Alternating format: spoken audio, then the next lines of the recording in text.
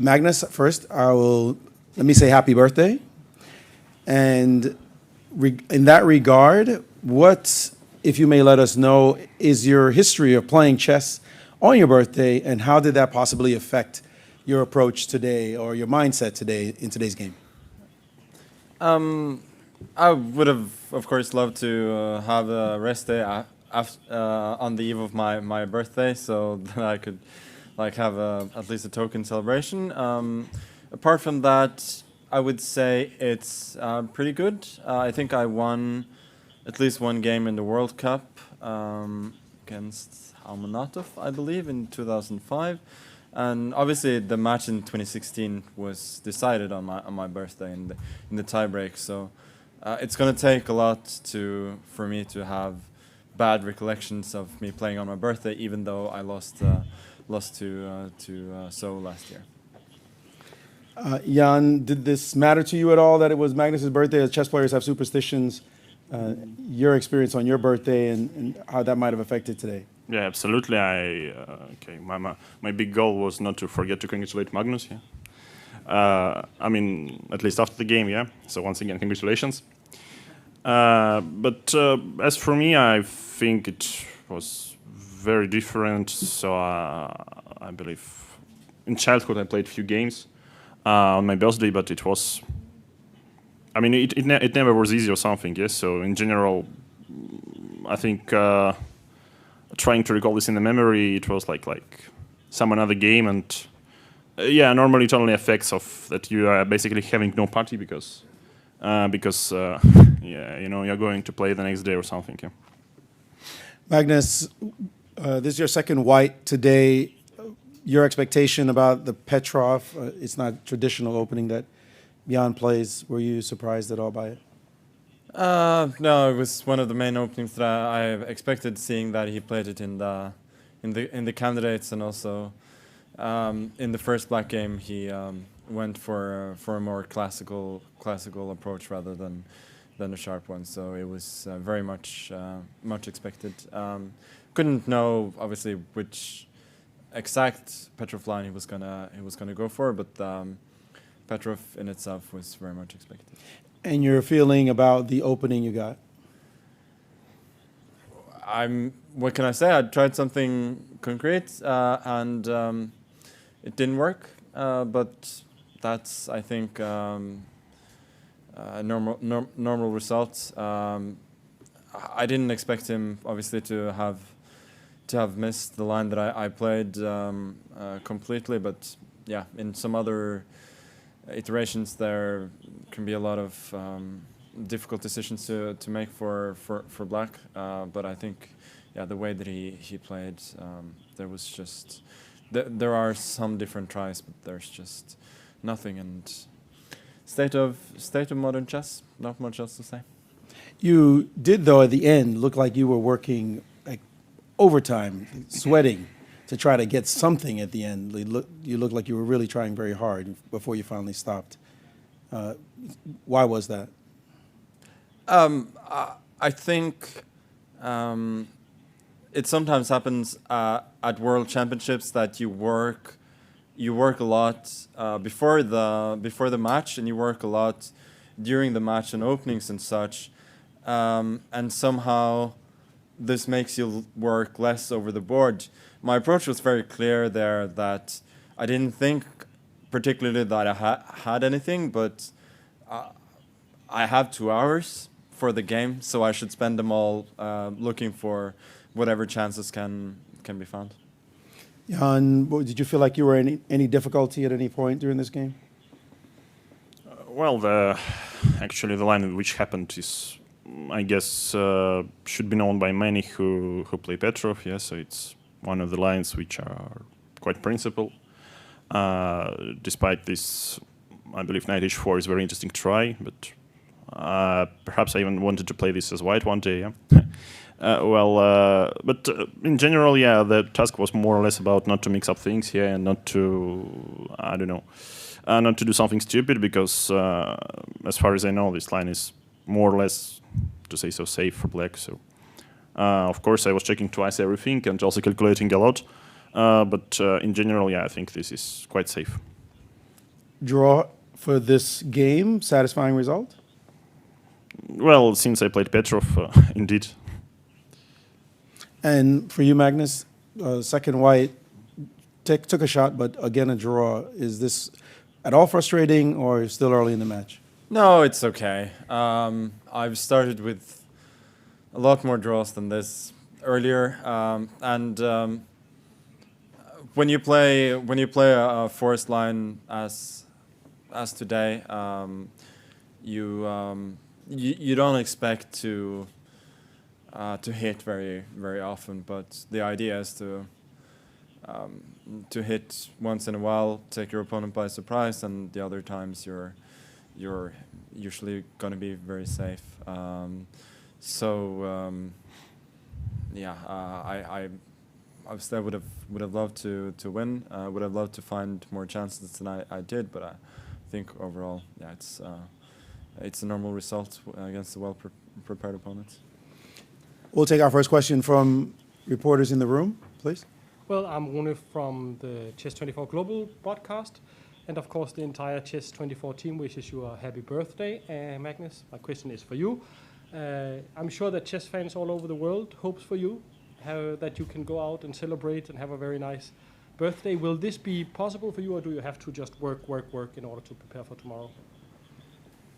Yeah, I'm playing tomorrow. I feel like general idea of World Championship match is that you celebrate after you've hopefully won.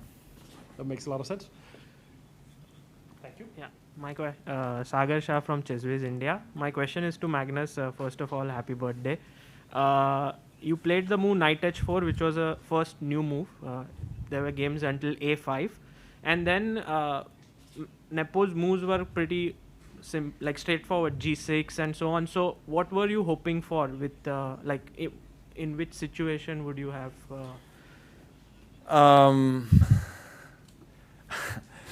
There are insanely complicated lines. The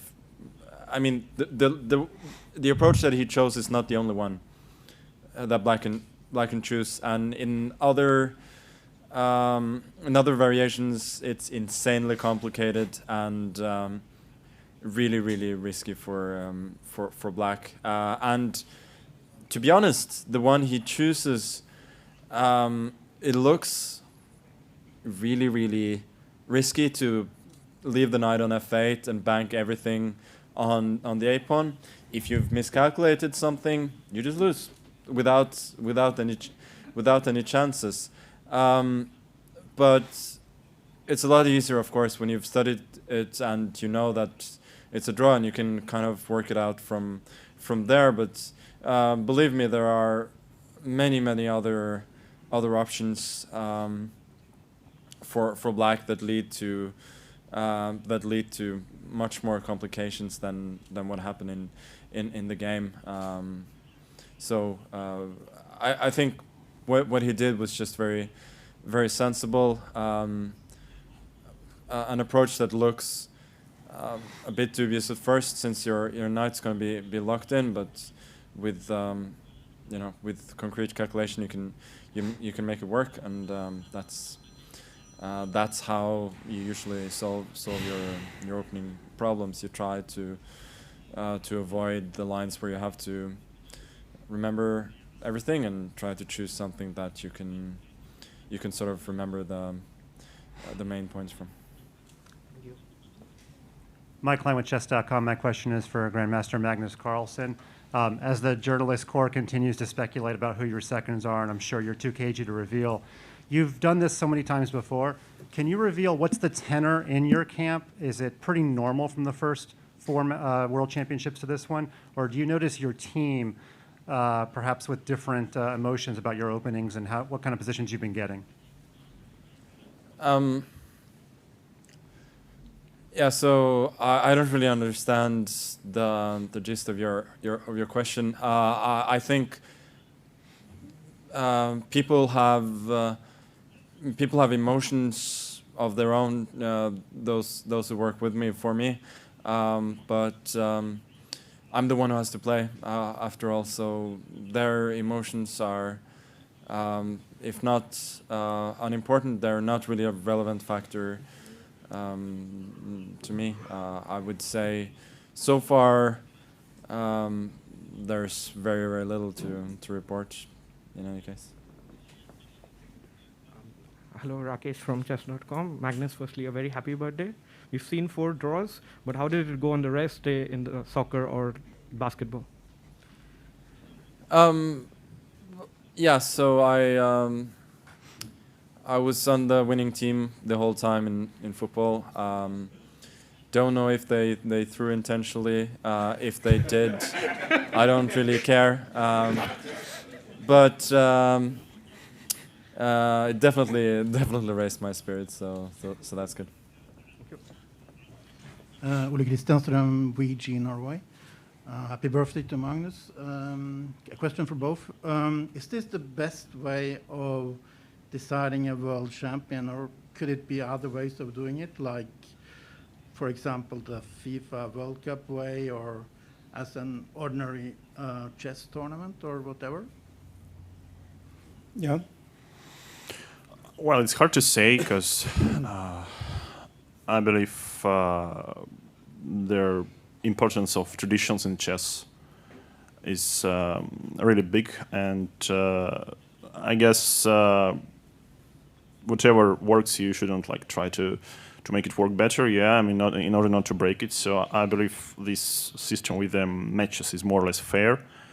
But I mean, of course, it has some obvious drawbacks because it's like not being played yearly and so on. Yeah, but I mean, well, it's, you know, we can discuss it like the whole night. Magnus? There's a saying that if you don't have anything nice to say, you shouldn't say anything at all. So I'm going to invoke that particular saying right here. Hi, Saravanan from ChessBase. My question to Ian. When you played A5 and Magnus played knight h4 pretty fast, you showed a look of surprise on the board. Were you not really expecting this? Was it part of your preparation? Well, only thing I knew that this is, I mean, even without, let's say, analyzing his position, it's obvious, yeah, that playing knight h4 and letting the pawn leave on a5, yeah, as a passed pawn, which is protected well by pawn on b6, is quite risky. So that's what you can figure out without preparation. But yeah, fortunately, I knew the idea, and more or less, I could remember what to do. So I mean, of course, I was kind of surprised, but because I mean, this is one of the, to say so, sidelines, but it's very principled at the same time, yeah, and it's better to it's of course better to remember your moves instead of finding them out of the board. If I can follow that up, you played rook f c8 after a minute thought or so. Till that point, also, did you go by your memory, or did you come up with on the board? Well, I guess I wasn't quite sure what was the correct move after knight e8 check. Immediately king h8, king h6, or king g8. But I remember that king g8 is also just fine. And then, okay, I believe more or less until the last move, it's... I'm not quite sure, but I think I have seen something like this. Thank you. Alexander Евстигнеев, TV channel Russia One. My question is for Jan. По традиции можно по-русски, если удобно. Традиционный, опять же, вопрос. 4-я ничья. Как оцениваете? И складывается, может сложиться впечатление, что поскольку цена ошибки настолько высока, что вы немножко оба, довольно активно играя, немножко искусственно сдерживаете себя и осторожничаете. Вот что по этому поводу можете сказать? Ну, как 4-я ничья, но сегодня фактически ничья получилась сразу же из дебюта, да, то есть тут такая линия, что, в общем, белые спрашивают, если черные все помнят, то получается ничья. Это довольно частая история вот в современных шахматах, на самом деле, такая так называемая проверка.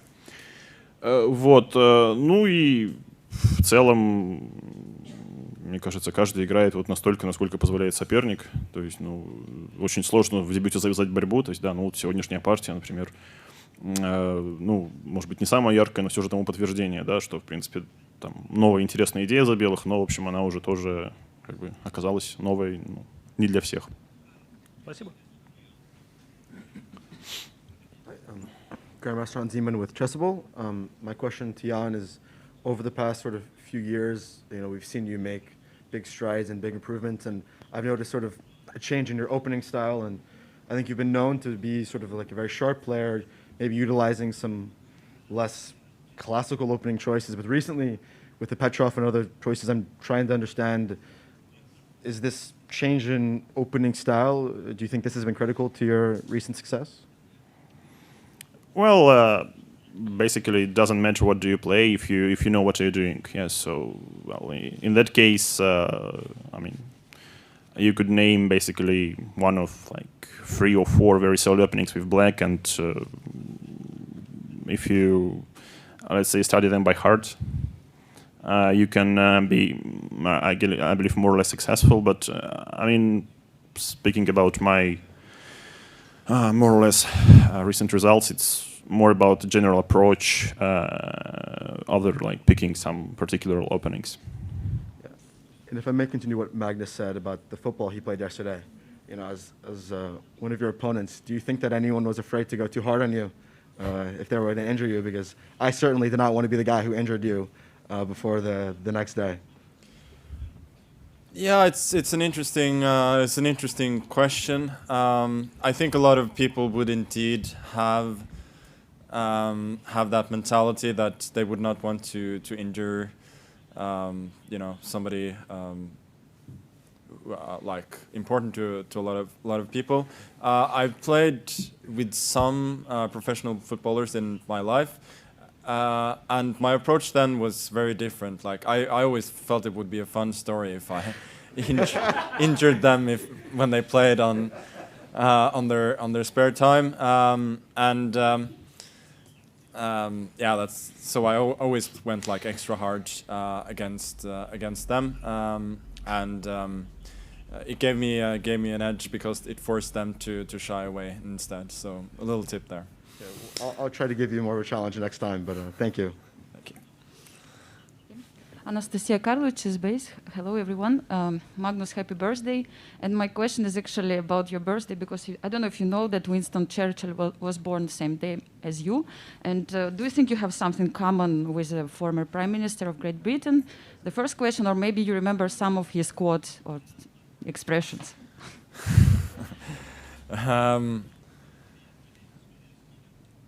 Yeah,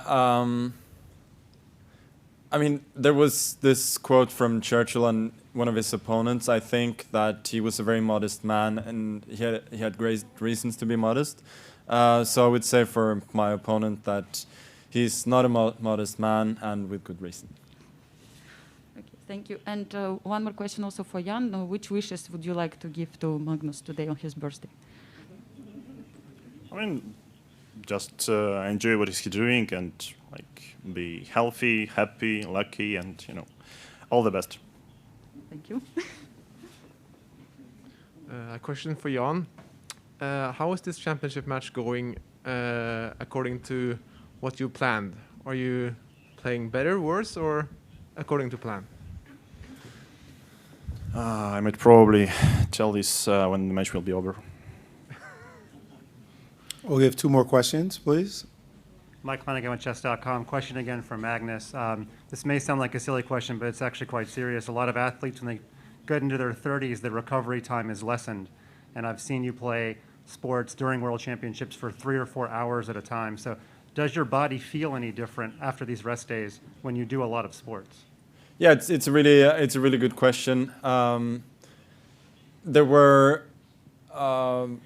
was one person in my team yesterday who had one task and one task only, which was to pull me away after set number of matches, so that I would not be too tired. So that's certainly something that I'm conscious of. Any more questions? Can I? Please. Magnus, in the end, you were thinking for 22 minutes for knight f6, also 34 minutes. Could you share some of the lines that you were looking at? Like, were there some opportunities? Yeah, I was considering a lot of things like d6, king g2, followed by rook e8, also rook a2, followed by rook e3 after rook b3. But yeah, black just seemed to hold everywhere. I guess d6 was kind of the most obvious way to try and find something, but I didn't think it was close. We just have one more question from the FIDE Chess Twitter page. You can send your questions in, and you may hear them here on the air. Magnus, to you, do you plan on sharing any of your birthday cake with Team Nepo?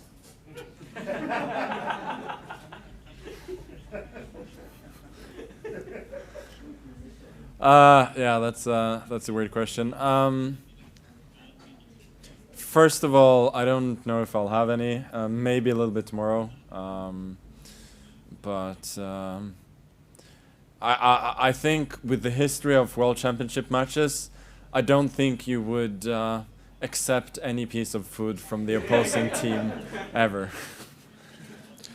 With that, we conclude the press conference. Thank you, ladies and gentlemen. Tomorrow's game will be at 16:30. It will be Game 5. Thank you, and have a good night.